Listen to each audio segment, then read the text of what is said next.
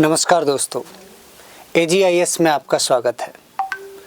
आज हम हिस्ट्री के एक बहुत ही महत्वपूर्ण टॉपिक प्रागैतिहासिक काल की बात करने के लिए जा रहे हैं। ये बहुत महत्वपूर्ण टॉपिक है। ये तो आप जानते ही होंगे कि इतिहास ऐसा विषय है जो हर परीक्षा के मद्देनज़र रखते हुए बहुत ही महत्वपूर्ण विषय है। इस विषय से काफ़ी सारे क्वेश्चंस आते हैं और इस विषय का जो प्रथम अध्याय है या इसका प्रथम चरण जो है उसे हम प्रागैतिहास काल के नाम से जानते हैं।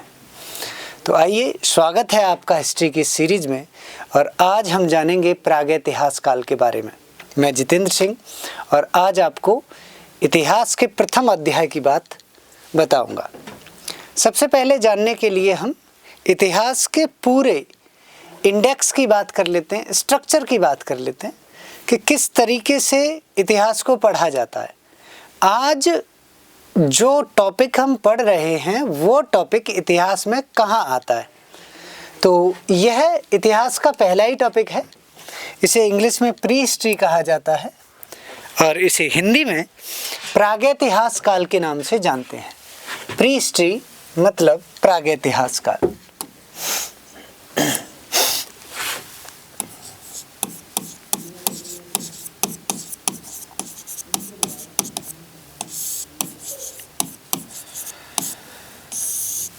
प्रागैतिहास काल वह समय है जिस समय का हमारे पास लिखित प्रमाण उपलब्ध नहीं है, या प्री हिस्ट्री का वो टाइम पीरियड है जिसका हमारे पास राइटिंग एविडेंस अवेलेबल नहीं है।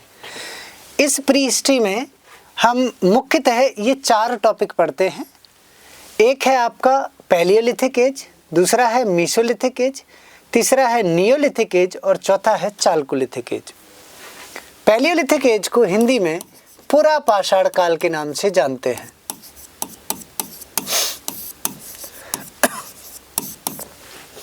मीसोलिथिक एज को हम मध्य पाषाण काल के नाम से जानते हैं। नियोलिथिक एज को हिंदी में नव पाषाण काल कहते हैं। चालकोलिथिक एज जो है वो ताम्र पाषाण काल है।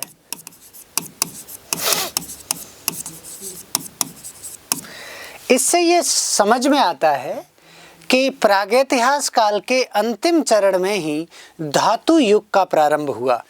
धातु अर्थात मेटल एज का, क्योंकि चालकोलिथिक एज हिस्ट्री का पहला मेटल एज है, क्योंकि इस समय तांबे की खोज हुई। भारत में राजस्थान में खेतड़ी की खान के पास में गणेश्वर और आहर जैसी संस्कृतियां इस समय फली फूली और ताम्र युग का विकास हुआ। ताम्र युग का मतलब तांबे का, कॉपर की खोज की, कॉपर से हथियार बनाए, बर्तन बनाए और अपने जीवन में इन्होंने इनके जीवन में कॉपर का बहुत बड़ा योगदान रहा। इंडस वैली सिविलाइजेशन जब आता है, जिसे हम सिंधु घाटी की सभ्यता कहते हैं, इस समय कॉपर और टिन को मिलाकर एक नई मिश्र धातु बनाई गई जिसका नाम था ब्रॉन्ज, जिसे हिंदी में कांस्य कहते हैं। तो फाइनल आज हम प्रागैतिहास काल की ही बात करेंगे कि किस तरीके से प्रागैतिहास काल में ये चार चरण पढ़ेंगे हम, पैलियोलिथिक, मीसोलिथिक, नियोलिथिक और चालकोलिथिक। ये इतिहास में सबसे ऊपर ही आता है। इसका राइटिंग एविडेंस अवेलेबल नहीं है। इसका राइटिंग एविडेंस अवेलेबल नहीं है, लिखित प्रमाण नहीं है, no writing evidence. Proto history का वो टाइम पीरियड है जिसका राइटिंग एविडेंस तो है, क्योंकि इस समय स्क्रिप्ट की तो जानकारी हो गई थी।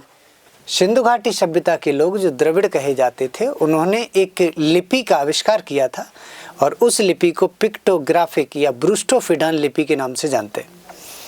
इसे हिंदी में भाव चित्रात्मक लिपि कहते हैं। तो कहते हैं कि उसी भाव चित्रात्मक लिपि में या पिक्टोग्राफिक स्क्रिप्ट में इन्होंने लिखा। तो राइटिंग एविडेंस तो है, बट रीड नहीं कर पाया है, अभी तक समझ नहीं पाए। तो ये वो टाइम पीरियड है जिसका राइटिंग एविडेंस है बट रीड नहीं कर पाया। इसमें दो टॉपिक पढ़ते हैं, एक सिंधु घाटी की सभ्यता और सिंधु घाटी की सभ्यता के बाद वैदिक सभ्यता। वैदिक सभ्यता के बाद में हिस्ट्री जो है ये विभाजन किस आधार पर है, तो ये विभाजन इसी आधार पर है कि जिस समय का हमारे पास लिखित प्रमाण उपलब्ध नहीं है वो प्रागैतिहास, जिसका लिखित प्रमाण उपलब्ध है पर पढ़ नहीं पाए वो आद्य इतिहास जिसे इंग्लिश में प्रोटोहिस्ट्री कहते हैं, और जिसका लिखित प्रमाण है, राइटिंग एविडेंस है और हमने उसे रीड भी कर लिया है, पढ़ भी लिया है, इसका मतलब इस विषय के बारे में हमें कोई संदेह नहीं है। इस विषय में इस समय से ये 600 BC से शुरू होता है, तो आज से लगभग 2600 साल पहले या 2625 साल पहले का इतिहास या उस समय से लेकर आज तक का इतिहास जिसके हमारे पास लिखित प्रमाण उपलब्ध हैं, आर्कियोलॉजिकल एविडेंस भी मिले हैं और कोई संशय नहीं है, उस इतिहास को हम इतिहास कहते हैं, हिस्ट्री कहते हैं।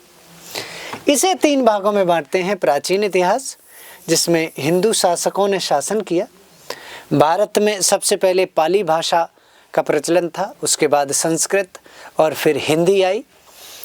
यहाँ पर जो राजा थे वो अपने आप को राजा, महाराजा, महाराजाधिराज, परम भट्टारक, विक्रमादित्य जैसी उपाधियों से सम्मानित और सुशोभित किया करते थे। इस समय भाषा पाली, संस्कृत, हिंदी, राजा, महाराजा, सम्राट होते थे, महाराजाधिराज होते थे और उसके बाद फिर भारत पर इस्लामिक संस्कृति का वर्चस्व रहा एंशिएंट जाने के बाद में, और यहाँ पर जो शासक होते थे उन्हें सुल्तान और बादशाह कहा जाता था। इस समय भारत की ऑफिशियल लैंग्वेज या फिर जिस लैंग्वेज को, जिस स्क्रिप्ट को प्रायोरिटी दी जाती थी वो लैंग्वेज फारसी थी। तो यहाँ हिंदी, पाली, संस्कृत और यहाँ पर फारसी। इस्लामिक शासकों के जाने के बाद भारत में ब्रिटिश गवर्नमेंट आई, अंग्रेज शासक आए और अंग्रेज शासकों ने भारत में इंग्लिश का प्रचलन बढ़ाया और आज भी भारत की नस नस में इंग्लिश किस प्रकार समाई हुई है ये आप भली भांति जानते हैं और समझते हैं। तो ये इतिहास का पूरा परिचय है, इंट्रोडक्शन है, और इस इंट्रोडक्शन का पहला टॉपिक हम प्रागैतिहास काल, प्री हिस्ट्री आज पढ़ने के लिए जा रहे हैं। आइए, स्वागत है आपका प्री हिस्ट्री में। हाँ, तो ये वही बात है, ठीक है। अच्छा, ये चीज़ दिखाई गई है इसमें कि प्री हिस्ट्री मैंने बताया कि भाई पहले पैलियोलिथिक एज होगा, फिर मीसोलिथिक एज होगा, फिर नियोलिथिक एज होगा। मैं आपको बता देता हूँ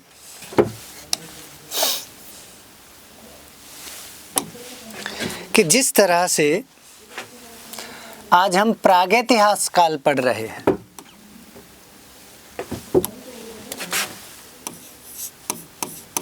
प्रागैतिहास,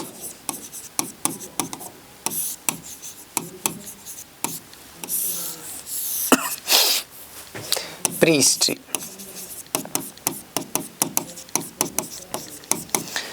ये प्री हिस्ट्री इसे हम बांटते हैं सबसे पहले पैलियोलिथिक एज, मतलब पुरापाषाण काल,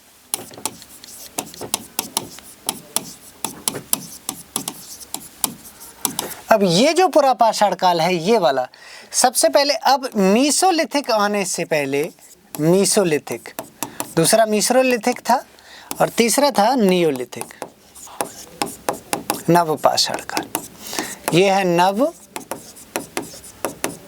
पाषाण काल, ये है मध्य पाषाण काल,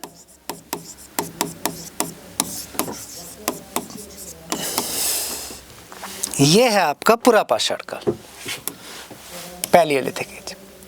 इस पैलियोलिथिक एज को भी 3 भागों में बांटा गया है क्योंकि इसका टाइम पीरियड बहुत लंबा है। अभी आपने पीछे देखा होगा जो लास्ट स्लाइड थी कि इसका टाइम पीरियड लिखा है अननोन से लेके 10,000 BCE तक। अननोन से तो ये करोड़ों वर्ष का हो सकता है, और ये करोड़ों वर्ष के इस बड़े टाइम पीरियड को हमने 3 भागों में बांटा है। कितने पार्ट्स में बांटते हैं इसे? 3 पार्ट्स में। सबसे पहला कहलाता है निम्न पुरापाषाण काल, निम्न पुरापाषाण काल,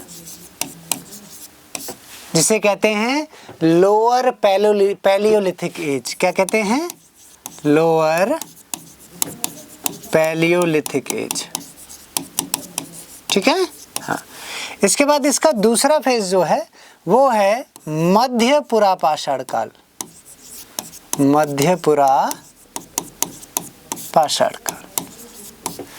इसे क्या कहेंगे? तो जब इसे लोअर कह रहे हैं तो इसे मिडिल कहेंगे। क्या कहेंगे?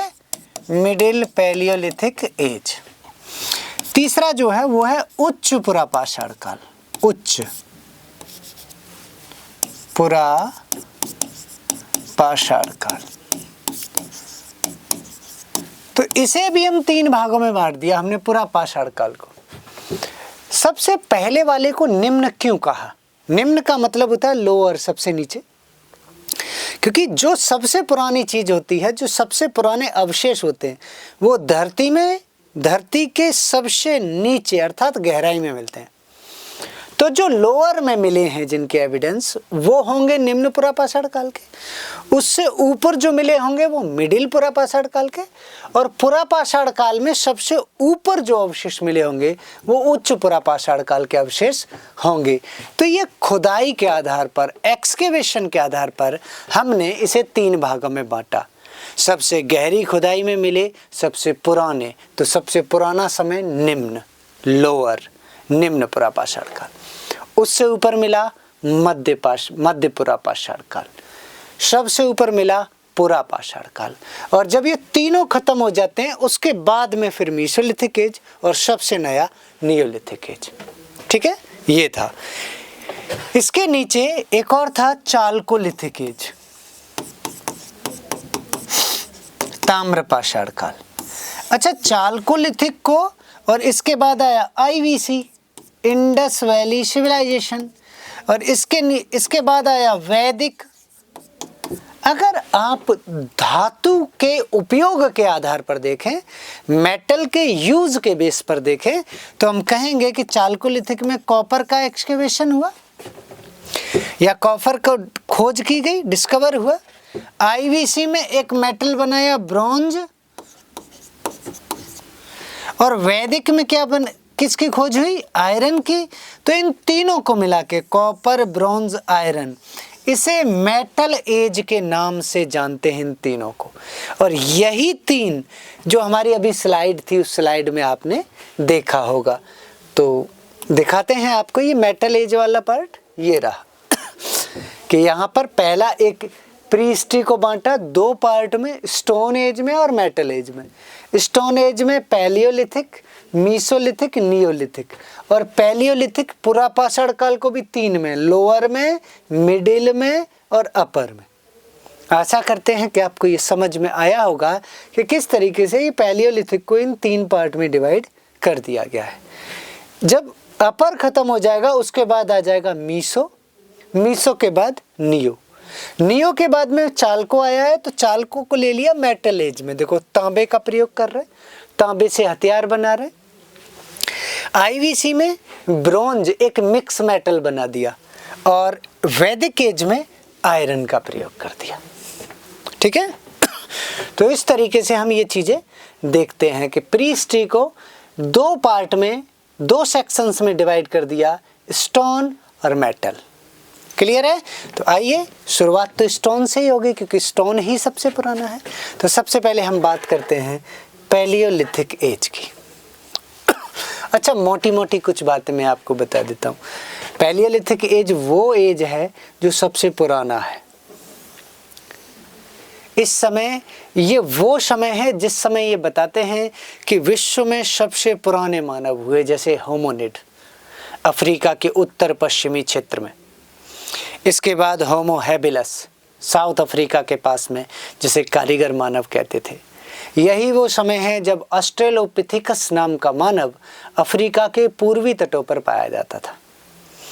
इसी समय में हम देखते हैं विश्व में जगह जगह, जैसे इंडिया का मानव होमो इरेक्टस मध्य प्रदेश के हथनौरा के पास में डॉक्टर अरुण सोनकिया जी ने जिस खोपड़ी की खोज की थी, जिस स्केलेटन की खोज की थी, वो होमो इरेक्टस का स्केलेटन था। तो इंडिया में होमो इरेक्टस, इंडोनेशिया में जावा ह्यूमन के फॉसिल्स मिले हैं, चाइना में पीकिंग ह्यूमंस के फॉसिल मिले हैं, सेंट्रल एशिया में होमो सैपियंस के फॉसिल मिले हैं, क्योंकि होमो सैपियंस भी आज से लगभग 1 साल पहले का था। और अगर 1 लाख साल पहले देखा जाए तो ये पैलियोलिथिक एज में ही आएगा। जर्मनी का निएंडरथल, फ्रांस का क्रो-मैग्नन और इंग्लैंड का पिल्टडाउन, जिसे फेक मानव या फिर नकली मानव के नाम से भी जाना गया, आज हम उन सभी की चर्चा करेंगे। तो ये सब किस में है? पैलियोलिथिक एज में। लोअर पैलियोलिथिक एज में हंटिंग करता थे आदि मानव, फूड कलेक्शन करते थे, शिकार करते थे, खाद्य संग्रहण करते थे और ग्रुप में न रहकर अलग अलग रहा करते थे। ज़्यादातर जान को बचाने के लिए पेड़ों पर लटके रहते थे। मिडिल पैलियोलिथिक एज की बात की जाए, क्योंकि इस पैलियोलिथिक को अगर 3 पार्ट में डिवाइड करें तो फिर आ जाओ मिडिल पे। किस पे? मिडिल पे। और मिडिल के बाद आ जाओ लास्ट में फिर अपर पे। ये बताते हैं कि मिडिल में ही आग की खोज की होगी मनुष्य ने, फायर डिस्कवर। एग्जाम में क्वेश्चन आता है कि आदिमानवों द्वारा आग की खोज कब की गई? तो पैलियोलिथिक एज में, पुरा पाषाण काल में। अच्छा, पुरा पाषाण काल के भी कौन से भाग में की गई? तो आप कहेंगे मिडिल पैलियोलिथिक एज में। यहाँ अपर पैलियोलिथिक एज में पेंटिंग, क्या? पेंटिंग, चित्रकारी करना सीख लिया था। भीमबेटका की गुफाओं में, भारत में विंध्य पर्वत में जो भीमबेटका की गुफाएं हैं, उन गुफाओं की चित्रकारी शुरुआत, सबसे पुरानी चित्रकारी हमें अपर पैलियोलिथिक एज की मिलती है।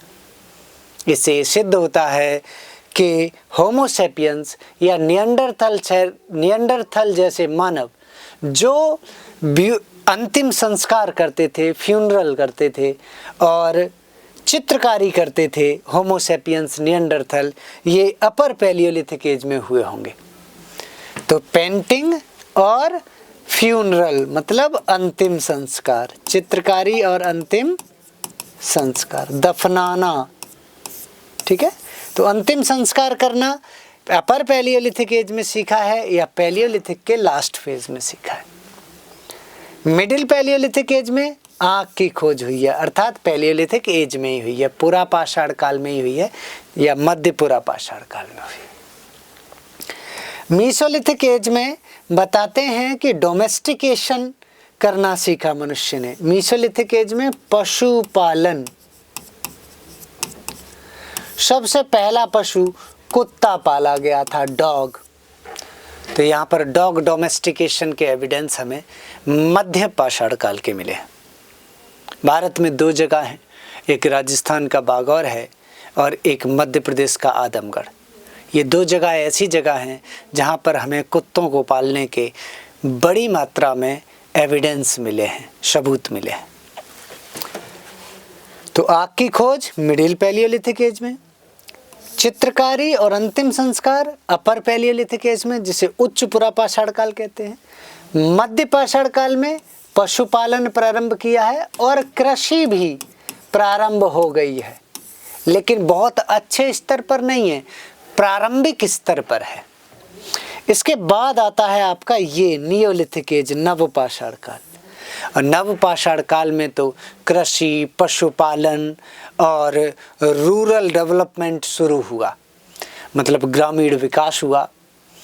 पशुओं को पालना प्रारंभ किया गया, कुत्ते के अलावा बैल, बकरी, भेड़, इस प्रकार के पशुओं को भी पाला गया। कृषि की गई। सबसे पहली कृषि या सबसे पहली फसल जौ को उगाने के साक्ष्य मिले हैं हमें। ये भारत के पश्चिमी पड़ोसी देश पाकिस्तान, उस समय तो भारत का ही हिस्सा था, तो पाकिस्तान के बलूचिस्तान में मेहरगढ़ में हमें जौ और गेहूं की खेती के प्रमाण मिले हैं। ये सारी बातें हम सीखेंगे। तो मैंने यहीं पर आपको कुछ थोड़ा सा समझाने का प्रयास किया कि किस तरीके से पैलियोलिथिक एज में डेवलपमेंट हुआ ह्यूमन का, सोसाइटी कैसी थी, ठीक है, आर्थिक स्थिति कैसी होती थी, आखिर धनी और निर्धन किस आधार पर तय किए जाते थे। आज की तरह तो नहीं था कि जिसके पास पैसा हो वो धनी हो। धार्मिक प्रथाएं क्या थीं? गेरू जैसी चीज के लिए बहुत कई किलोमीटर चलकर लोग आदिमानव इधर से उधर जाते थे। ये माना जाता है कि इसी समय प्रागैतिहास काल में ही धार्मिकता कहीं न कहीं मनुष्य के मस्तिष्क में जन्म ले चुकी थी। मनुष्य सब कुछ देख रहा था, कर रहा था, प्रकृति के प्रकोप देख रहा था और प्रकृति के प्रकोपों को उसने दैवीय शक्तियों से जोड़ना शुरू कर दिया था। इस समय वो ऐसा मानता था कि हमारे द्वारा किए गए किसी कार्य से ईश्वर नाराज है या जो इस प्रकृति का स्वामी है वो नाराज है और वो हमें प्राकृतिक प्रकोप के रूप में, डिजास्टर्स के रूप में दंड देता है। तो कहीं ना कहीं उसे खुश करने के लिए लाल गेरू का प्रयोग इस समय किया जाने लगा था। आइए, प्री हिस्ट्री या स्टोन एज। जानते हैं कि स्टोन एज या प्रागैतिहास काल, पुरा पाषाण काल में मनुष्य की शुरुआत कहाँ से हुई होगी। ये विश्व का नक्शा है, संसार का मैप है और इस मैप में हम देखेंगे कुछ चीजें। सबसे पुराना मानव जिसे होमोनिड के नाम से जाना गया और ये अफ्रीका के उत्तर पश्चिम में, अफ्रीका के इस क्षेत्र में, नाइजीरिया, इस क्षेत्र में विश्व के सबसे पुराने, सबसे प्राचीन मानव होमोनिड यहाँ पर हुआ करते थे। या सीधा सीधा समझ लें कि इस धरती पर मनुष्यों के सबसे पुरानी हड्डियां या सबसे पुराने फॉसिल्स, अवशेष कहाँ पर मिले हैं?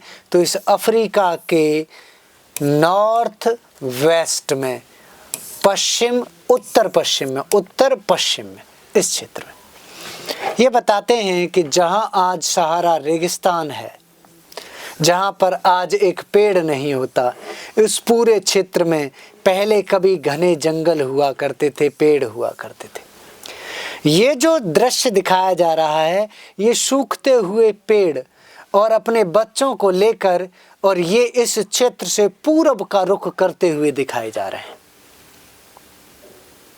इसका मतलब क्या है?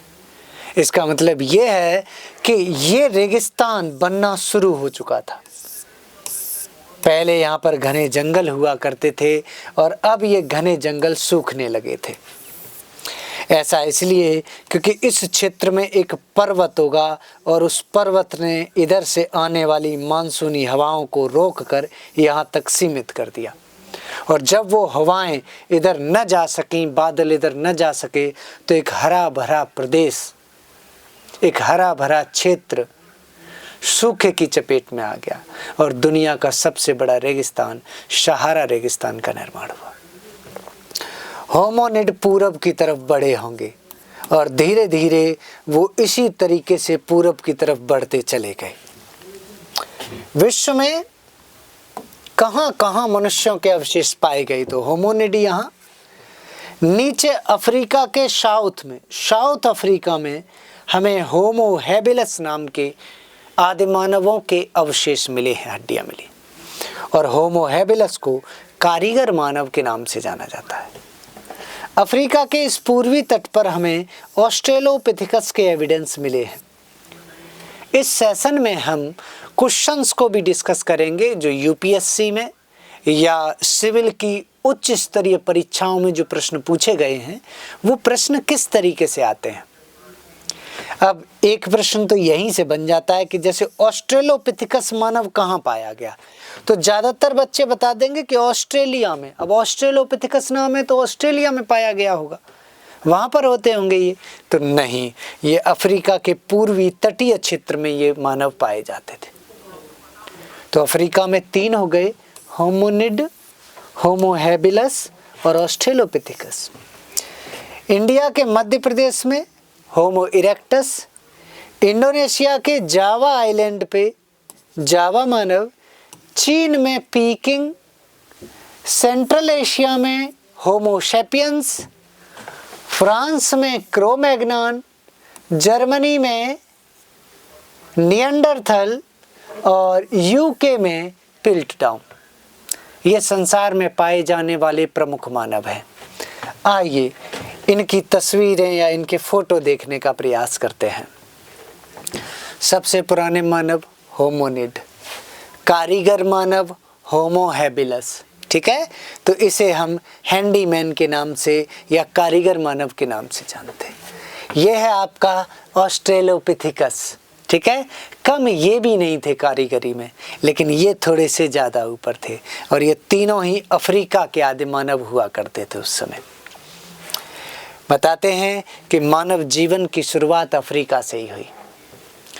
संसार में सबसे पुराने जीवाश्म अफ्रीका में पाए गए, लेकिन जरूरी नहीं है कि जो सबसे पुराने हों वो सबसे अधिक समझदार हों। आज भी अफ्रीका को ब्लाइंड कॉन्टिनेंट के नाम से जाना जाता है, अंध महाद्वीप के नाम से जाना जाता है। वहाँ पर शिक्षा, संस्कृति और टेक्नोलॉजी का प्रचार प्रसार नहीं है। आज भी वो अंधेरे में जी रहा है। बहुत सारे ऐसे क्षेत्र हैं जहाँ लाइट तक नहीं है। बहुत सारे ऐसे क्षेत्र हैं जहाँ पर आज भी आदि मानव रह रहे हैं। तो अफ्रीका में सबसे पुराने मानव थे और तब से लेकर अभी तक अफ्रीका में ऐसे बहुत सारे क्षेत्र हैं या ज़्यादातर अफ्रीका महाद्वीप ऐसा है जो शिक्षा, संस्कृति में तथा तरक्की की इस दौड़ में पिछड़ा हुआ है। ये भारतीय मध्य प्रदेश के हथनोरा में होमो इरेक्टस नाम का मानव, ये बताते हैं कि 2 पैरों पर चलने वाला ये पहला मानव था इस धरती पर। तो इन्हें ये ख्याति भी प्राप्त है, होमो इरेक्टस। होमो इरेक्टस ही इंडोनेशिया में भी थे, लेकिन जगह के स्थान पर उन्हें जावा मानव कहा गया। स्थान के नाम पर, किसके नाम पर? स्थान के नाम पर। होमो, ठीक है, होमो इज अ लैटिन वर्ड, ठीक है। पिल्टडाउन, अच्छा, पिल्टडाउन मानव की कहानी बड़ी विचित्र है। इंग्लैंड का मानव कहते हैं अब दुनिया में मानव मिल रहे हैं। अफ्रीका में 3 मिल गए, होमोनिड, होमो हैबिलस, ऑस्ट्रेलोपिथिकस। इंडिया में भी होमो इरेक्टस, इंडोनेशिया में जावा, चीन में पीकिंग, सेंट्रल एशिया में होमो सैपियंस, जर्मनी, फ्रांस मतलब ब्रिटेन के पास ही।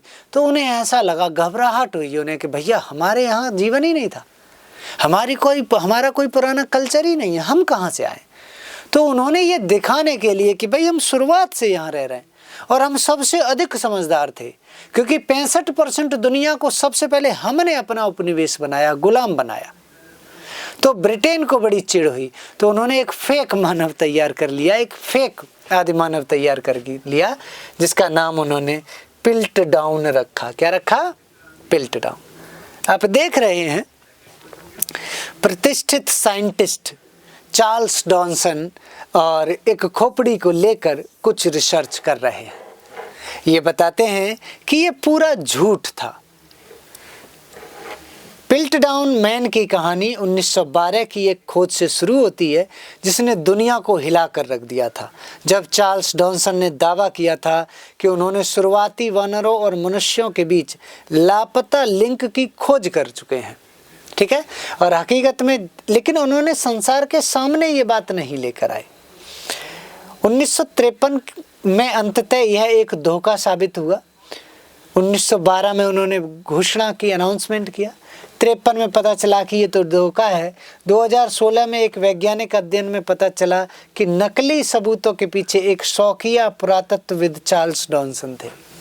शौकिया, ठीक है, तो ये नकली मानव भी इन्होंने तैयार कर लिए, ये पीछे नहीं हटे। अभी तक हमने विश्व में पुरापाषाण काल की बात की, लेकिन अब हम बात करने के लिए जा रहे हैं भारत में पाषाण काल की शुरुआत, या भारत में आर्कियोलॉजिकल सर्वे की शुरुआत। किस तरीके से या किन के प्रयासों में भारत में archaeological survey department of India बना या पुरातत्व विभाग की स्थापना हुई, और कैसे कैसे खुदाई प्रारंभ हुई जिससे भारत में भी हमें प्राचीन काल के अवशेष प्राप्त हो सके। इसका श्रेय दिया जाता है अलेक्जेंडर कनिंघम जी को। ये ब्रिटिश ईस्ट इंडिया कंपनी में एक अधिकारी थे और इन्होंने 1861 में भारतीय पुरातत्व सर्वेक्षण विभाग की स्थापना की थी। यही भारतीय पुरातत्व सर्वेक्षण विभाग के पहले महानिदेशक थे, मतलब ASI के पहले DG अलेक्जेंडर कनिंघम जी थे। और इनके प्रयासों से अच्छा हिस्ट्री ही नहीं, इन्हें ज्योग्राफी में भी काफ़ी अच्छी रुचि थी।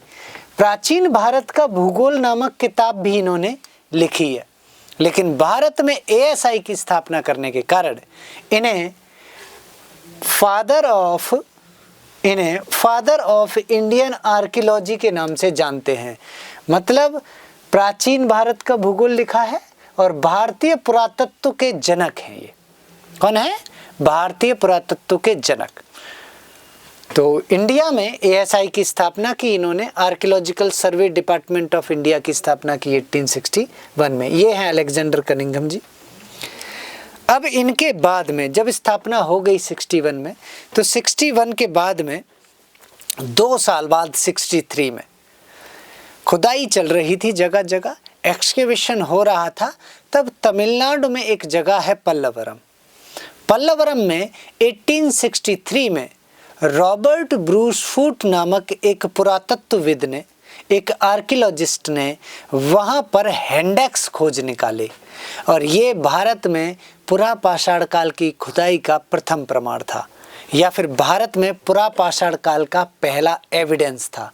और ये एविडेंस हस्त कुठार थे जिन्हें इंग्लिश में हैंडेक्स के नाम से जाना जाता है। ये हैंडेक्स तमिलनाडु में रॉबर्ट ब्रूस फूट ने खोजे। प्रागैतिहास काल से संबंधित थे, मतलब प्री हिस्ट्री से रिलेटेड थे, इसीलिए रॉबर्ट ब्रूस फूट को फादर ऑफ प्री हिस्ट्री का टाइटल दिया गया। तो इंडिया में पैलियोलिथिक एज का अगर कोई फर्स्ट एविडेंस किसी ने एक्सकेवेट किया है, खुदाई करके निकाला है, तो वो हैं आपके रॉबर्ट ब्रूस फूट। ये ब्रिटिश भूविज्ञानी व पुरातत्वविद थे और इन्हें भारत में प्रागैतिहास काल का जनक कहा जाता है, और इन्होंने ये महान काम 1863 में किया था। ये पल्लवरम नाम की जगह है, ये मद्रास या चेन्नई के पास में है, और इस तरीके के उपकरण खोज निकाले। ये हैंडेक्स शिकार के लिए प्रयोग किए जाते होंगे, उस समय के आदिम मानव इन्हें प्रयोग करते होंगे। इसके अलावा 1888 में अलेक्जेंडर री नाम के एक व्यक्ति ने इसी जगह से लोह युग के मिट्टी के ताबूत भी खोज निकाले। कहने का मतलब लोह एज कौन सा है? Iron age. Iron age Vedic age. इससे ये प्रमाणित होता है कि प्री हिस्ट्री से लेकर वैदिक कल्चर तक यहाँ पर काफ़ी अच्छी बस्तियाँ रही होंगी, या फिर यहाँ पर लोग रहे होंगे। तो आयरन एज तक के एविडेंस यहाँ पर मिले। ये प्राचीन वस्तुएं चेन्नई के एगमोर संग्रहालय में रखी हुई हैं। यहाँ से जो भी चीज़ें मिली हैं, चाहे वो आयरन एज की हों, चाहे वो पैलियोलिथिक एज की हों, ये सारी चीज़ें चेन्नई के कौन से म्यूज़ियम में रखी हैं? तो एगमोर म्यूज़ियम में रखी हैं। अच्छा, इसी के देखो इस मैप में दिखाया भी जा रहा है कि पल्लवरम कहाँ है। ये साइट्स जो हैं, देखो ये रहा पल्लवरम, चेन्नई के पास में, तमिलनाडु में।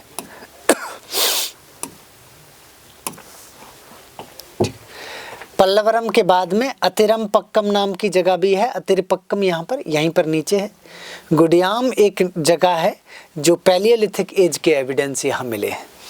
मैं आपको बता देता हूँ कि साउथ इंडिया में या इस पेनिनसुलर पार्ट में जितने भी प्री हिस्ट्री या प्रागैतिहास काल के एविडेंस मिले हैं, वो सब हैंड एक्स हैं। इसीलिए इंडिया में पैलियोलिथिक एज का south Indian culture hand axe culture के नाम से जाना जाता है। अर्थात हिंदी में अगर हम कहें तो ये कहेंगे, भारत में पुरापाषाणकालीन दक्षिण भारतीय संस्कृति हस्त कुठार संस्कृति थी। क्योंकि पूरे दक्षिण भारत में आदिमानवों द्वारा ज़्यादातर इसी हथियार का प्रयोग किया जा रहा था। ये पत्थर का था और एक कुठार या फिर एक कुल्हाड़ी की तरह था। ये मांस को चीरने के लिए, जानवरों को मारने के लिए प्रयोग किया जाता था।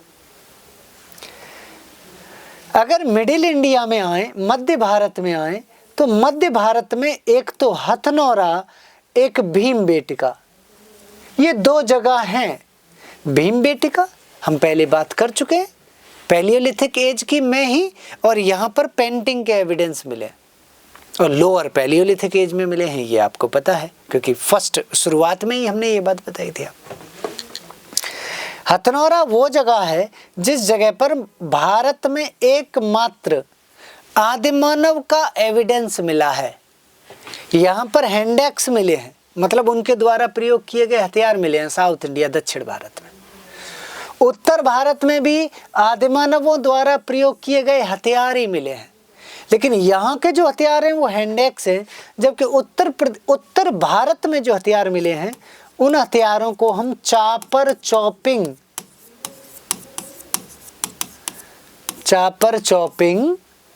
पेबल टूल्स के नाम से जानते हैं।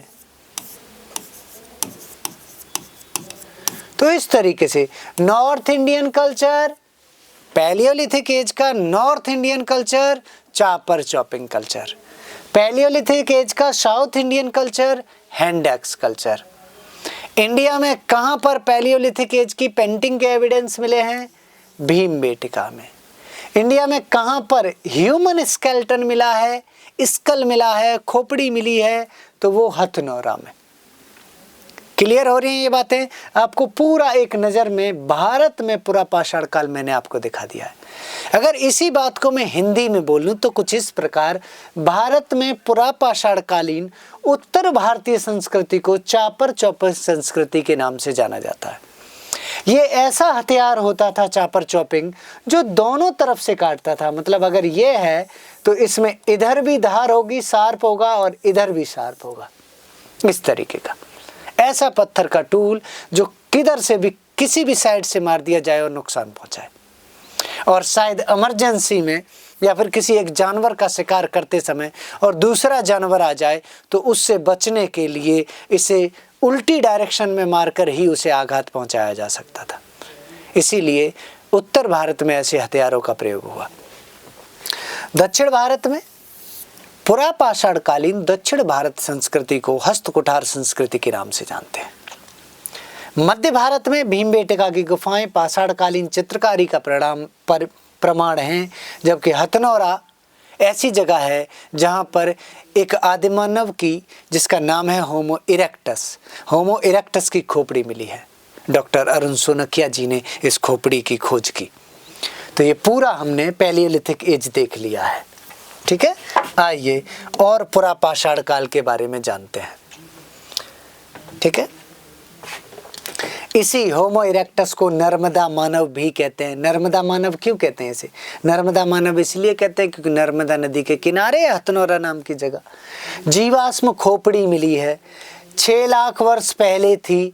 ठीक है, स्वीकृत तिथि बताई जाती है।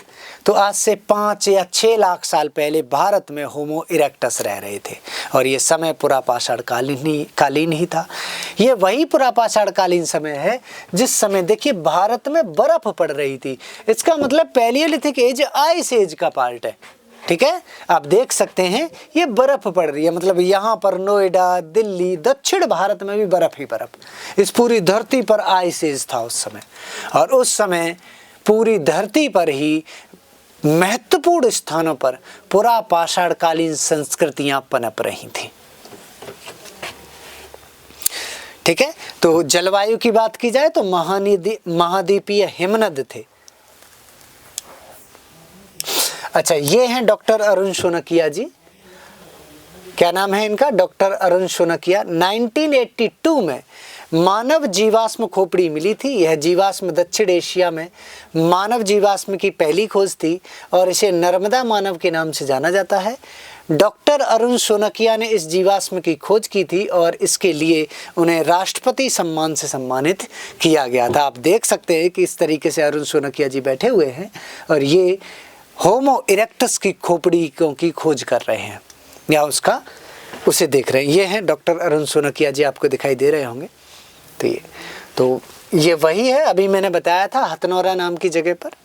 एक बार फिर से देख लीजिए आप, division of prehistory, stone age, palaeolithic period को 3 पार्ट में, लोअर, मिडिल और अपर। अपर में पेंटिंग शुरू हुई है और फ्यूनरल मतलब चित्रकारी और अंतिम संस्कार। मिडिल पैलियोलिथिक एज में क्या हुआ है, आँख की खोज हुई है। अब लोअर पैलियोलिथिक एज सबसे पूरा पाषाण काल है। इसमें सिर्फ हंटिंग होती थी, शिकार करता था मनुष्य और खाद्य संग्रहण किया करता था। इसके बाद मीसो आएगा, ठीक है। तो देखो लोअर पैलियोलिथिक एज के बारे में ही लिखा है। इसमें जो भी लिखा है, सोहन नदी वैली या जहाँ पर चापर चॉपिंग हथियार मिले वो लिखा है, ये सारी बातें मैं आपको बता चुका हूँ और आप इसे अच्छे से पढ़ सकते हैं और इससे कंक्लूजन निकाल सकते हैं। टेक्नोलॉजी की बात करें तो उस समय टेक्नोलॉजी या तकनीकी से क्वेश्चन आते हैं। अब आप कहोगे सर एक बात बताइए, पूरा पाषाण काल में आदमी को कपड़ा पहनना नहीं आ रहा है, पका के मांस खाना नहीं आ रहा है, टेक्नोलॉजी क्या डेवलप करेगा? तो भैया वो पत्थर को घिसना है फलक से, चर्ट से, या फिर किस तरीके से पत्थर का बीच का भाग प्रयोग करना है कि पत्थर को तोड़कर उसका नुकीला भाग शिकार के लिए प्रयोग करना है। ये जानकारी भी उनके लिए तकनीकी से कम नहीं थी और ये उसी आधार पर पूरा कंटेंट लिखा हुआ है कि कहाँ पर विश्व में या भारत में कहाँ पर किस तरीके का मानव किस तरीके के हथियारों का प्रयोग कर रहा था। देखिए इस तरीके से आप देख सकते हैं कि पत्थरों को तोड़कर देखिए कितना शार्प बनाया गया, कितना खतरनाक हथियार बनाया गया है। तो इस तरीके से ये पैलियोलिथिक एज में पत्थरों को तोड़कर और विशेष पत्थर भी चुने गए, ठीक है। आग के उपयोग की बात हमने कर ली है। आग का उपयोग निचले पुरापाषाण काल के मानवों द्वारा 3 लाख से 1.5 लाख वर्ष पहले और संभवतः उससे भी पहले किया गया होगा। तो ये सारी चीज़ें, होमो इरेक्टस देखिए किस तरीके से राफ्टिंग कर रहे हैं, नाव बनाकर पानी पर तैर रहे हैं, आग की खोज कर रहे हैं। आग, ठीक है। तो ये देखिए स्पष्ट लिखा है, आग का प्रयोग केवल मध्य पुरापाषाण काल में ही आम हुआ, मतलब मिडिल पैलियोलिथिक एज में आग का प्रयोग आम हुआ। होमोनिड ने जमे हुए मांस को पिघलाने के लिए भोजन पकाना शुरू किया, जिससे ठंडे क्षेत्रों में उनके अस्तित्व को सुनिश्चित करने में मदद मिलेगी। तो किसी भी तरीके से इन्होंने ठंड से बचने के लिए, क्योंकि आइस एज था, आग का प्रयोग किया होगा मिडिल पैलियोलिथिक एज में। समाज, सोसाइटी, देखो मैंने शुरुआत में ही बताया था, इस बात के बहुत से प्रमाण मौजूद हैं कि मनुष्य गेरू जैसी दुर्लभ वस्तुओं के लिए समूहों के बीच लंबी दूरी के व्यापार में भाग लेते थे, जिसका उपयोग अक्सर 1,20,000 साल पहले अनुष्ठान, कच्चे माल जैसे धार्मिक उद्देश्यों के लिए किया जाता था। और आज जैसे अनुष्ठान नहीं होते होंगे, उस समय अनुष्ठान ही अलग होते होंगे। प्रकृति के प्रकोप को ही ईश्वरीय शक्ति मानकर मनुष्य डरने लगा था। और गेरू जैसे आज भी हम देखते हैं भारतीय समाज में, जब ग्रहण पड़ता है तो गेरू की छाप या गेरू और चूने की छाप छोड़ी जाती है पशुओं पर। गर्भवती महिलाएं घर से बाहर नहीं निकलती, क्योंकि वो खतरनाक किरणें जिसके ऊपर पड़ती हैं, अगर नंगी आंखों से हम देखते नहीं हैं सीधे, कि आंखों की रोशनी चली जाएगी। और गेरू को उस प्राकृतिक प्रकोप को से बचाव का एकमात्र साधन आज भी माना जाता है। आज भी गांव क्षेत्र में ये प्रथा प्रचलित है। तो ये प्राचीन संस्कृति है हमारी, कोई आजकल की नहीं है। मिडिल पैलियोलिथिक एज ये बता चुके हैं हम। आग का प्रयोग ही यहाँ पर फेमस शुरू हुआ होगा, इस तरीके के हथियार हैं। अपर पैलियोलिथिक एज में यहाँ पर क्या किया गया है, आवासों का निर्माण शुरू हो गया है। हड्डियों की सुई जैसी बनाई गई हैं।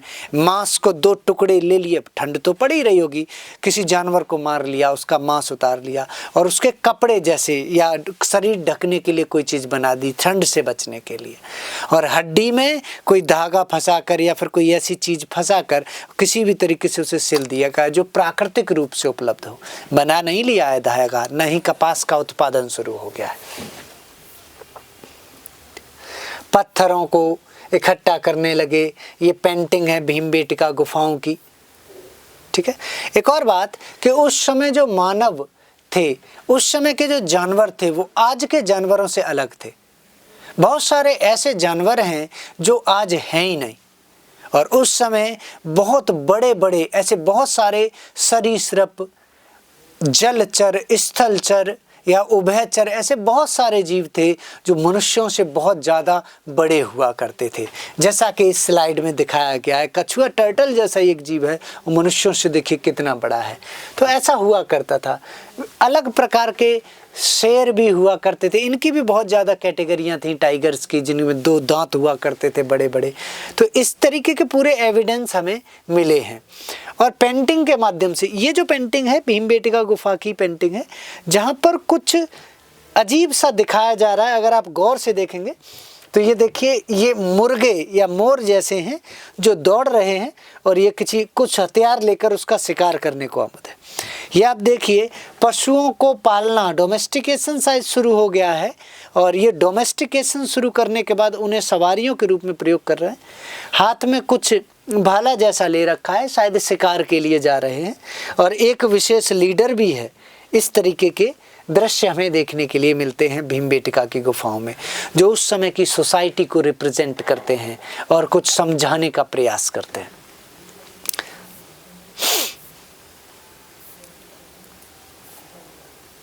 अच्छा, ये देखिए, ये क्वेश्चंस हैं, ठीक है। अच्छा, इसमें प्रिंट सही, with the reference to the palaeolithic age consider the following statement during the palaeolithic age man. देखो, पहला है कि मनुष्य को कल्टीवेशन की कोई नॉलेज नहीं थी। तो ये यूपीएससी का ही क्वेश्चन है, PYQ है, पहले आ चुका है। और इसी तरीके के क्वेश्चन आते हैं during the palaeolithic age. Palaeolithic age के टाइम पर, पूरा पाषाण के काल के समय पर मनुष्य को किसका ज्ञान नहीं था? तो मनुष्य को कल्टीवेशन का या कृषि का कोई भी ज्ञान नहीं था। क्या ये बात सच है? तो बिल्कुल सच है। Which reference to the palaeolithic age consider the following statement, ठीक है। इन स्टेटमेंट के बारे में बताया, which of the following statement given below are correct. कौन से सही है? तो पहला तो आपको सही लग रहा होगा कि हाँ भाई पहला सही है, उस समय कल्टीवेशन की नॉलेज नहीं थी, ठीक है। दूसरा, the oldest human fossil in India. India में ओल्डेस्ट ह्यूमन फॉसिल तो हथनोरा में मिला है, नर्मदा मानव जिसे हम कहते हैं, has been founded in the Narmada valley of Madhya Pradesh, specially in Hathnora. Hathnora में मिला है, ठीक है। दोनों ही सही हैं इसमें, तो इसका सही आंसर होगा बोथ 1 और 2। तो इस तरीके के क्वेश्चन आ चुके हैं, मतलब हमारे कंटेंट में से ही हैं, तो आप इस तरीके से आप देख सकते हैं। दूसरा ये है, how many of the following statement are correct with respect to the palaeolithic age. तो इसी तरीके के हैं कि भाई कौन कौन से ऐसे स्टेटमेंट हैं जो सही हैं। आप इन क्वेश्चंस को कर सकते हैं पैलियोलिथिक एज के, प्रागैतिहासिक के, प्री हिस्ट्री के, ठीक है। क्योंकि समय कम है, वीडियो बहुत लंबा हो रहा है, इसीलिए हम क्या करेंगे कि इन क्वेश्चंस पे ज़्यादा डिस्कस नहीं करेंगे, हम मीसोलिथिक एज की तरफ चलेंगे। एक ये है, देखो, with the reference to the palaeolithic age how many of the following pairs are correctly matched. कौन से मैच्ड हैं? क्या जर्मनी में पिल्टडाउन पाया गया? मैच बिल्कुल भी नहीं है। जर्मनी में कौन सा पाया गया? मैंने बताया आपको, निएंडरथल पाया गया। ये पिल्टडाउन कहाँ पाया गया? इंग्लैंड का है, फेक वाला, झूठा मानव बना दिया था। सेंट्रल एशिया में जावा मानव ह्यूमन था? नहीं, जावा ह्यूमन तो इंडोनेशिया में था, जो साउथ एशिया में आता है, ये सेंट्रल एशिया में नहीं आता, तो दूसरा स्टेटमेंट भी गलत है। ऑस्ट्रेलिया में ऑस्ट्रेलोपिथिकस के फॉसिल मिले हैं? नहीं मिले, ये मैंने बताया था, अफ्रीका के पूरब में मिले हैं ये, ठीक है। तो तीनों ही गलत हैं। Select the correct answer from the code given below, only 1, only 2, only all 3 और नन। तो सही आंसर कौन सा है इसमें? नहीं, इनमें से कोई भी सही नहीं है। तो इस तरीके से हम इन क्वेश्चंस को कर सकते हैं, जो हमने पढ़ा है उसी में से सारे क्वेश्चंस हैं, कहीं एक भी क्वेश्चन बाहर नहीं है। ये बात 100% कहा जा सकता है कि AGIS से जो आपको कंटेंट मिलेगा, उस कंटेंट में से आपको क्वेश्चन 99% या 95% तो मिलेंगे ही मिलेंगे, आप ये ध्यान रखना, ठीक है। हाँ, मतलब अच्छा कंटेंट प्रोवाइड कराया जाएगा आपको। इसके बाद आ जाता है मीसोलिथिक एज, मध्य पाषाण काल।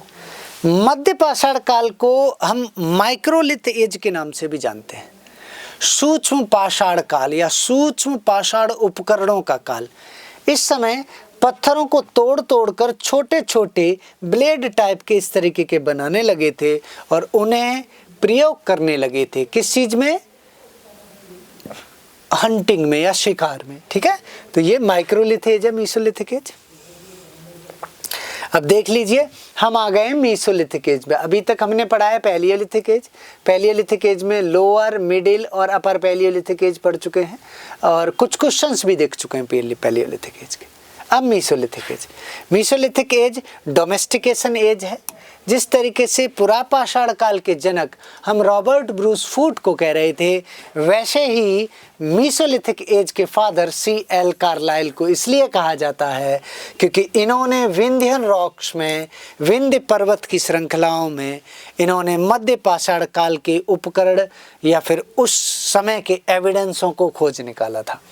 ठीक है, शुरुआत यहीं से हुई थी, इसीलिए इन्हें फादर ऑफ मीसोलिथिक एज के नाम से भी जाना जाता है। भारत में मध्य पाषाण काल के कई अन्य स्थल भी खोजे गए हैं, जैसे बागौर। शुरुआत में मैंने बता दिया था बातों में कि यहाँ पर कुत्ते को पालने के एविडेंस मिले हैं, डॉग डोमेस्टिकेशन के एविडेंस है। Adamgarh Madhya Pradesh, dog domestication. Tilwara Madhya Pradesh, Mesolithic as के अदर एविडेंस मिले हैं, उस समय प्रयोग किए गए औजार उपकरण मिले हैं यहाँ पर।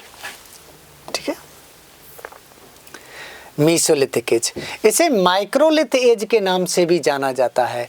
ये पुरापाषाण काल नवपाषाण काल के बीच में था, तो कहते हैं the brief period of transition between the Palaeolithic and the food producing stage of the Neolithic in most parts of the world. ठीक है, तो हम कहते हैं कि ये नवपाषाण काल पुरापाषाण काल के बीच में था। इसके एविडेंस कहाँ कहाँ से मिले हैं? तो पर्यावरण के रेत के टीले बनाते थे, शैलाश्रय बनाते थे ये लोग, तो उन्हीं में से एविडेंस मिले होंगे। जलोढ़ मैदानों में, पथरीले मैदानों में, झील के तटों पर और तटीय पर्यावरण में तीर, भाले, चाकू, दरांती जैसे उपकरण इन्हें बनाना शुरू हो गए थे। मतलब हथियारों में भी इन्होंने क्या कर लिया था? डेवलपमेंट कर लिया था। देखिए, इसी तरीके के छोटे छोटे उपकरण हमें देखने के लिए मिलते हैं। कौन कौन से पत्थर प्रयोग किए गए? तो उसमें चर्ट है, क्रिस्टल है या कैल्सेडोनी है, जेस्पर है, कोरेलियन है, इंगेट है। ये इस तरीके के पत्थरों को तोड़ तोड़ कर इन्होंने अलग अलग प्रकार की चीज़ें बनाई। देख सकते हैं आप, डॉग को डोमेस्टिकेट किया गया है इन्होंने। इसके अलावा और भी कुछ जीवों को मध्य पाषाण काल के अंत में और नवपाषाण काल की शुरुआत में डोमेस्टिकेशन बढ़ चुका था और धीरे धीरे कृषि की ओर भी ये लोग अग्रसर होने लगे थे। ठीक है, तो ये आपका मीसोलिथिक एज ही वो टाइम पीरियड है जिस टाइम पीरियड में हमें आइस एज खत्म होता हुआ दिखाई देता है और पर्यावरण और वातावरण में गर्मी दिखाई देती है। ठीक है, तो जलवायु में गर्मी दिखाई देती है, हमें क्लाइमेट थोड़ा सा गर्म होता हुआ दिखाई दिया। कुत्ते, मवेशी, भेड़ बकरियां इन्होंने पालना शुरू कर दिया था। अच्छा, मीसोलिथिक एज के अगर हम ये देखें, स्थान देखें, तो एक स्थान है बागौर, देखिए राजस्थान में, डॉग डोमेस्टिकेशन। एक आदमगढ़ है, डॉग डोमेस्टिकेशन। अच्छा, भीमबेटका में पैलियोलिथिक एज में चित्रकारी चल रही थी, तो मीसोलिथिक एज में भी चित्रकारी जारी रही। तो यहाँ पर पैलियोलिथिक एज के भी चित्र हैं और मीसोलिथिक एज के, पुरापाषाण काल, मध्यपाषाण काल और नवपाषाण काल का भी चित्र हमें भीमबेटका में मिले हैं। चौपानी मांडो में हमें बर्तनों के एविडेंस मिले हैं। चौपानी मांडो, मांडो बोले तो भांडो, भांडो बोले तो मृद भांड। मृद भांड किसे कहते हैं? पोट्री को। तो पोट्री सबसे ज़्यादा कहाँ मिली है हमें? चौपानी मांडो में। इसके बाद दमदमा एक स्थल है जहाँ पर मनुष्य को दफन स्थल माना गया है और बहुत सारे मीसोलिथिक एज को मनुष्यों के या तो नरसंहार हुआ होगा या बहुत सारे मनुष्यों की डेथ हुई होगी और यहाँ पर दमदमा में बहुत सारी हड्डियाँ मिली हैं। तो चौपानी मांडो में हमें बर्तन बहुत ज़्यादा मिलते हैं। ठीक है, इसके अलावा साउथ इंडिया में भी इसकी कुछ साइट्स मिली हैं। मीसोलिथिक एज में किसी भी तरीके से आवास बनाना शुरू कर दिया था और मनुष्यों ने स्थायी आवास शुरू कर दिया था। किसी भी तरीके से वो एक जगह रहना चाहते थे। अब भटकती हुई जिंदगी से वो उबर चुके थे, तो डेवलपमेंट शुरू हो गया है। मीसोलिथिक एज की एक चीज़ देख हमें आश्चर्यचकित करती है कि यहाँ पर अगर डेथ हो जाती थी तो दफनाना तो इन्होंने अपर पैलियोलिथिक एज से ही शुरू कर दिया था, उच्च पुरापाषाण काल से ही। लेकिन मध्य पुरापाषाण काल के मनुष्य जब किसी की डेथ हो जाती थी तो उसे बस्ती के अंदर ही दफनाया जाता था। तो कहते हैं शवों को बस्ती क्षेत्र के भीतर ही दफनाया जाता था मध्य पाषाण काल में। पेंटिंग के एविडेंस मिले हैं जिनमें डांस करते हुए भी दिखाया गया है। ये देखिए एक तरीके से ये डांसिंग का ही एविडेंस है। जैसे हमारे उत्तर पूर्व में महिलाएं इस तरीके के नृत्य करती हैं समूह में, तो उस तरीके का ही हमें डांसिंग एविडेंस पहले ये मिला है। इसके बाद आ जाते हैं हम नियोलिथिक एज पे। नियोलिथिक एज को हम फूड एज या एग्रीकल्चर एज के नाम से जानते हैं, क्योंकि नियोलिथिक एज में मध्य पाकिस्तान के बलूचिस्तान में और एक मेहरगढ़ नाम की साइट मिली है जहाँ पर जौ और गेहूं को उगाने के एविडेंस मिले। इसीलिए इस साइट को हम food basket of neolithic age के नाम से जानते हैं, मतलब नव पाषाण काल की रोटी की डलिया या रोटी की टोकरी के नाम से जानते हैं। सबसे महत्वपूर्ण स्थल है ये। इसके अलावा जम्मू कश्मीर में भी कई स्थल हैं। सबसे पहले हम मैप पर हम समझ लेते हैं नव पाषाण काल। ये वो जगह है मेहरगढ़ जहाँ पर सबसे पहली फसल बारले, जिसे हिंदी में कहते हैं जौ, ठीक है, तो जौ को उगाने के एविडेंस मिले हैं। और यहाँ पर गेहूं के एविडेंस भी मिले हैं। बुरजहोम और यहीं पर एक और जगह है गुफ कराल। इन दोनों जगहों पर एक तो हमें गर्तावास मिले हैं। गर्तावास मतलब नवपाषाण काल में जम्मू कश्मीर में लोग गड्ढों में घर बनाकर, मतलब बिल में जमीन के अंदर घर बनाकर रह रहे थे। अंडरग्राउंड हाउसेस थे ये समझ लीजिए, या अंडरग्राउंड केव हाउसेस थे। गुफ कराल में ही और बुरजहोम, इन दोनों साइट्स पर हमें कुछ ऐसे समाधान मिले हैं, कुछ ऐसे ब्यूरियल्स मिले हैं, कुछ ऐसी कब्र मिली हैं जिन कब्रों में एक तो ह्यूमन स्केलेटन है और ह्यूमन स्केलेटन के साथ में डॉग स्केलेटन भी मिला है, मतलब मनुष्य की हड्डी के साथ में कुत्ते की हड्डी मिली है और हर कब्र में ऐसा मिला है। इससे ये प्रूव होता है कि नवपाषाण काल में बुरजहोम गुफ कराल में, मतलब जम्मू कश्मीर के क्षेत्र में ऐसी संस्कृति रही होगी कि हर मनुष्य कुत्ता पालता होगा और जब मनुष्य की मृत्यु हो जाती होगी तो उसके बाद उसके पाले गए कुत्ते को भी उसके साथ मारकर दफना दिया जाता होगा। ऐसी संस्कृति नवपाषाण काल में हमें बुरजहोम में देखने के लिए मिलती है। एक तरीके से कुत्तों की सती प्रथा जैसी कुछ है ये मान लीजिए कि अजीब सा। और जब इसके बाद जब हमारा हड़प्पा सभ्यता या फिर इंडस सिविलाइजेशन आएगा तो यही कल्चर हमें पंजाब के रोपड़ में देखने के लिए मिलेगा आईवीसी के टाइम पर। तो पंजाब और जम्मू कश्मीर कनेक्टेड हैं एक दूसरे से और यही संस्कृति फिर साउथ तक चलकर आ गई होगी उस समय। अच्छा, नवपाषाण काल में ही सबसे पुराना चावल का एविडेंस मिला है जो कोल्डी हवा नाम के स्थान पर मिला है। ठीक है, ये उत्तर प्रदेश में है ये स्थान। तो कोल्डी हवा सबसे पुराना चावल का एविडेंस है। Mehrgarh bread basket of neolithic age, Gufkral dog और ह्यूमन स्केलेटन और अंडरग्राउंड केव हाउसेस। अच्छा, भीमबेटका में चित्रकारी अभी भी हो रही है यहाँ पर।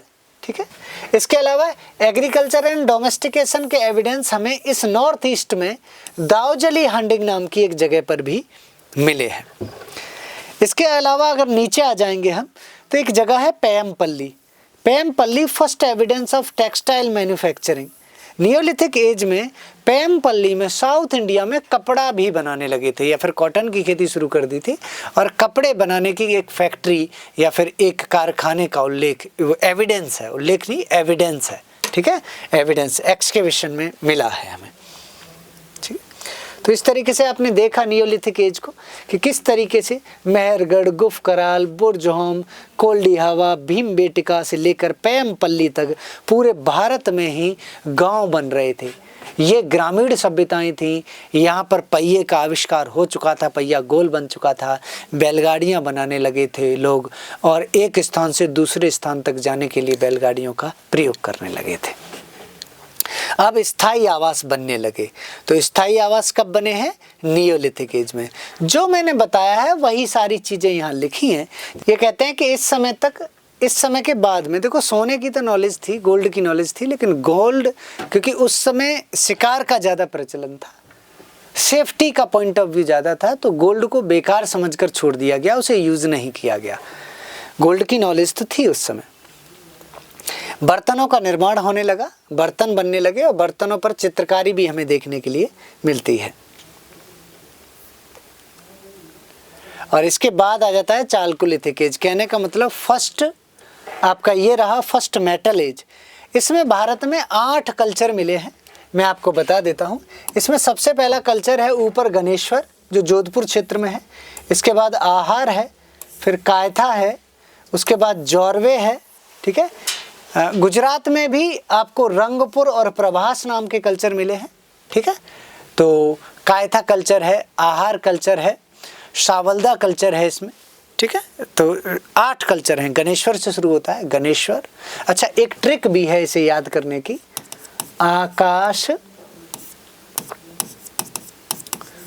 प्रमार्जो, ठीक है। तो श्री गणेश, तो सबसे पहले गणेश, श्री गणेश, ठीक है, श्री गणेश, श्री गणेश आकाश प्रमार्जो। तो सबसे पहला कल्चर है गणेश्वर। इसके बाद आ से आहार, का से कायथा, शा से सावलदा यहीं पर बीच में, प्र से प्रभास गुजरात वाला, मा से मालवा यहीं बीच में मालवा कल्चर है, जौरवे और कायथा के बीच में, रा से रंगपुर, रंगपुर ये आपका गुजरात वाला, और जो से जौरवे कल्चर। तो श्री गणेश आकाश प्रमार्जो ट्रिक याद कर कर आप ये 7-8 कल्चर देख सकते हैं, जिसमें गणेश, आहार, कायथा, सावलदा, मालवा, ठीक है, रंगपुर और जौरवे प्रमुख कल्चर हैं। और इन जगहों पर भारत में नियोलिथिक कल्चर डेवलप हुआ, अर्थात अब गांव से ये टाउन की तरफ आगे बढ़ने लगे थे। हम कह सकते हैं कि ये कस्बा संस्कृति थी, और यही भारत की पहली धातु संस्कृति भी थी। इस समय गांव से बढ़कर कस्बे टाइप के या टाउन टाइप के बनने लगे थे। आबादी घनी हो गई थी और आबादी बढ़ने लगी थी। ये आपस में एक दूसरे के साथ तांबे का व्यापार किया करते थे। गणेश्वर के बारे में पूरी जानकारी है कि इसका उत्खनन 1972 में रतन चंद्र अग्रवाल जी ने किया था, और यहाँ से तांबे के अनेक उपकरण मिले हैं, जैसे आभूषण, तीर, भाले, मछली पकड़ने का कांटा, इसी तरीके से। और इसे हम गणेश्वर को पुरातत्व का पुष्कर कहते हैं।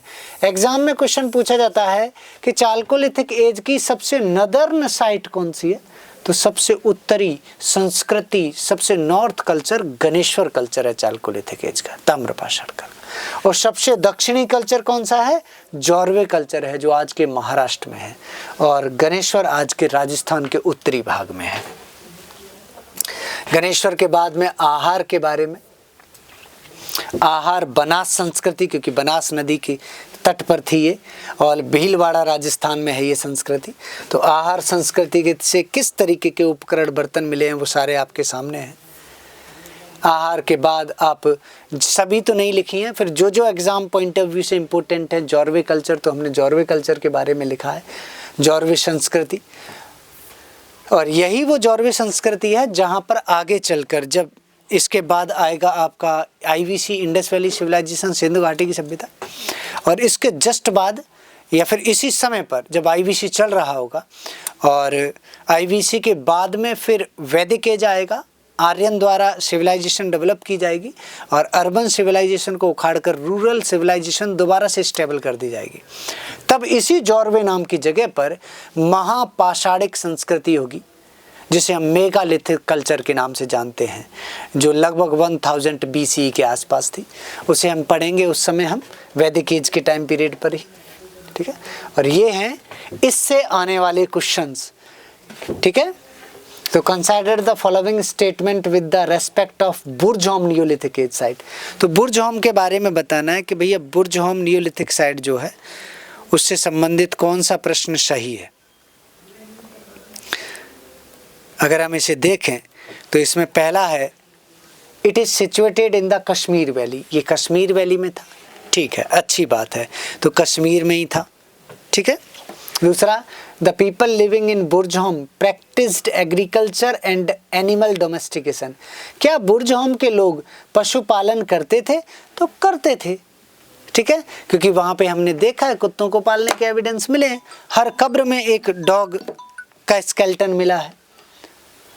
A variety of bone tools have been discovered from Burzahom, ये कहते हैं कि बुर्जहोम में विभिन्न प्रकार के हड्डी के उपकरण खोजे गए हैं, तो हाँ खोजे गए हैं, बातें तो लगभग तीनों सही हैं, तो सभी तीन ऑल थ्री। इस तरीके से क्वेश्चंस आते हैं यूपीएससी में इससे। माइक्रोलिथ किसे कहते हैं? नियोलिथिक एज को? नहीं। माइक्रोलिथ किसे कहते हैं? मीसोलिथिक एज को? तो ये गलत हो गया मैच, करेक्टली मैच देखिए। Polished stone tools mesolithic age में, hand axe and cleaver palaeolithic age में। तो इसी तरीके के आपको कई क्वेश्चन देखने के लिए मिलेंगे। ये सारे क्वेश्चन हैं, आप इन्हें देखिए और लगाइए, और कोई डाउट हो तो कमेंट में आप पूछिए, हम आपकी सहायता करेंगे, ठीक है। ये सारे वो क्वेश्चंस हैं जो पूछे गए हैं यूपीएससी की परीक्षाओं में। यूपीएससी मेंस के क्वेश्चन भी हैं, भारतीय पुरापाषाण काल के प्रमुख पुरातत्व के स्थल कौन से हैं और वे क्या क्या जानकारी प्रदान करते हैं। तो अब इस तरीके के क्वेश्चन इतना समझने के बाद आप आसानी से कर सकते हैं। हमारी मेंस आंसर राइटिंग की भी क्लासेस होती हैं, तो उन क्लासेस में आप बेहतर तरीके से समझ पाएंगे कि अच्छी आंसर राइटिंग या अच्छा आंसर कैसे लिखा जाए, ठीक है। इसी के साथ हम अपना आज का अध्याय समाप्त करते हैं, प्रागैतिहास काल या प्री हिस्ट्री, और आगे हम सिंधु घाटी सभ्यता लेकर आएंगे। आशा करते हैं कि हमारी इस जानकारी का आप पूर्णतः लाभ उठाएंगे। नमस्कार, धन्यवाद।